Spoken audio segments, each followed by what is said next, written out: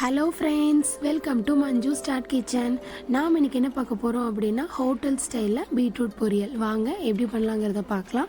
நீங்கள் என்னோடய சேனலை சப்ஸ்கிரைப் பண்ணாமல் இருந்தீங்க அப்படின்னா சப்ஸ்கிரைப் பண்ணிக்கோங்க. நோட்டிஃபிகேஷன் பெல் ஐக்கானையும் மறக்காமல் கிளிக் பண்ணிக்கோங்க. வாங்க நம்ம ரெசிபிக்குள்ளே போயிடலாம். ஒரு பேனில் நம்ம சீவி வச்சுருக்கிற 2 பீட்ரூட்டை இதில் ஆட் பண்ணிடலாம்.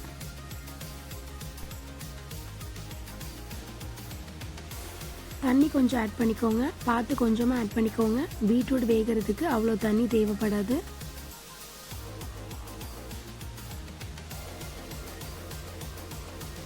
கொஞ்சம் உப்பு ஆட் பண்ணிக்கோங்க.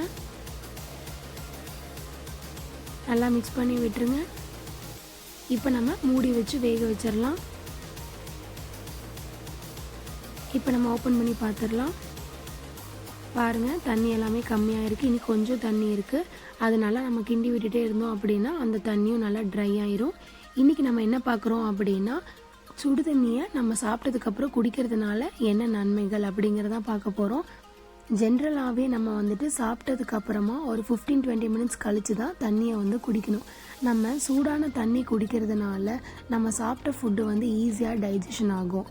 புற்றுநோய் செல்ஸ் எல்லாம் உருவாகிறத தடுக்கும். அது மட்டும் இல்லாமல் உடலுக்கு தீங்கு விளைவிக்கிற கெட்ட கொழுப்புகள் எல்லாமே தடுக்கும். நம்ம சாப்பிட்டதுக்கு அப்புறமா குளிர்ச்சியான தண்ணி குடித்தோம் அப்படின்னா உங்கள் உணவில் இருக்க எண்ணெய் துகள்கள் கட்டியாகி சாப்பிட்ட உணவு டைஜஷன் ஆக ப்ராப்ளம் ஏற்படும். அது மட்டும் இல்லாமல் உடலில் கெட்ட கொழுப்போட அளவையும் இன்க்ரீஸ் பண்ணிடும். இதய நோய் ஏற்படவும் வாய்ப்பு இருக்குது. ஸோ சாப்பிட்டதுக்கப்புறமா குளிர்ச்சியான தண்ணியை குடிக்காதீங்க. சூடான தண்ணியவே ஒரு 15-20 மினிட்ஸ் கழித்து குடிங்க. தண்ணி ட்ரை ஆயிடுச்சு. இப்போ நம்ம தாளிச்சிடலாம். ஒரு பேனில் 2 டீஸ்பூன் எண்ணெய் ஆட் பண்ணிக்கோங்க.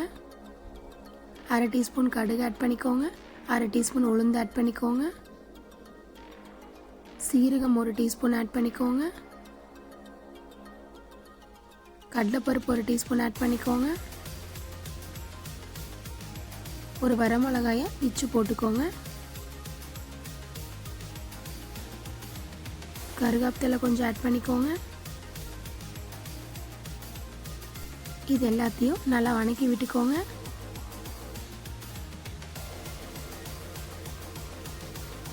மூணு பூண்டை நம்ம கட் பண்ணி வச்சுருக்கேன், அதையும் ஆட் பண்ணிக்கிறேன். நல்லா வணக்கி விட்டுக்கோங்க.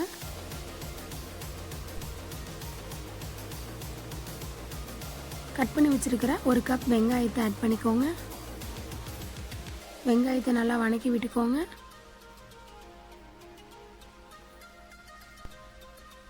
உப்பு தேவையான அளவு ஆட் பண்ணிக்கோங்க. நம்ம வேக வைக்கும் போது ஆட் பண்ணியிருக்கோம். இது வணக்கிறதுக்கு ஏற்ற மாதிரி ஆட் பண்ணிக்கோங்க.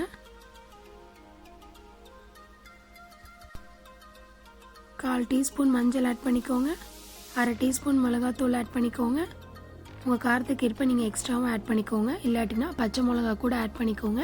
எனக்கு பச்சை மிளகாவோட ஃப்ளேவர் பிடிக்காதங்காட்டி நான் மிளகாத்தூள் ஆட் பண்ணியிருக்கேன். நல்லா மிக்ஸ் பண்ணி விட்டுக்கோங்க. 1/2 கப் துருங்கின தேங்காய் ஆட் பண்ணிக்கோங்க. தேங்காய் ஆட் பண்ணி நம்ம ரொம்ப நேரம் வணக்க தேவையில்லை. 1 செகண்ட் 2 செகண்ட் வணக்கினாவே போதும். இப்போ நம்ம வேக வச்சு வச்சுருக்கிற பீட்ரூட்டை ஆட் பண்ணிக்கலாம். நல்லா கலந்து விட்டுருங்க.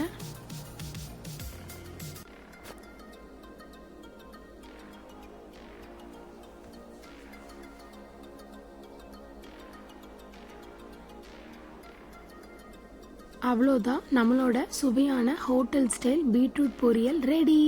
மருந்தும் உணவும் ஒன்றே. இந்த ரெசிபி உங்களுக்கு பிடிச்சிருந்தா லைக் பண்ணுங்கள், ஷேர் பண்ணுங்கள். மஞ்சு ஸ்டார்ட் கிச்சனை சப்ஸ்கிரைப் பண்ணுங்கள். என்னோட அப்கமிங் வீடியோஸை நீங்கள் ஃபஸ்ட்டாக பார்க்கணும் அப்படின்னா நோட்டிஃபிகேஷன் பெல் ஐக்கானை மறக்காமல் கிளிக் பண்ணிவிடுங்க. நான் இன்னொரு ரெசிபியோடு உங்களை நெக்ஸ்ட் வீடியோவில் மீட் பண்ணுறேன். டாட்டா, பாய் பாய்.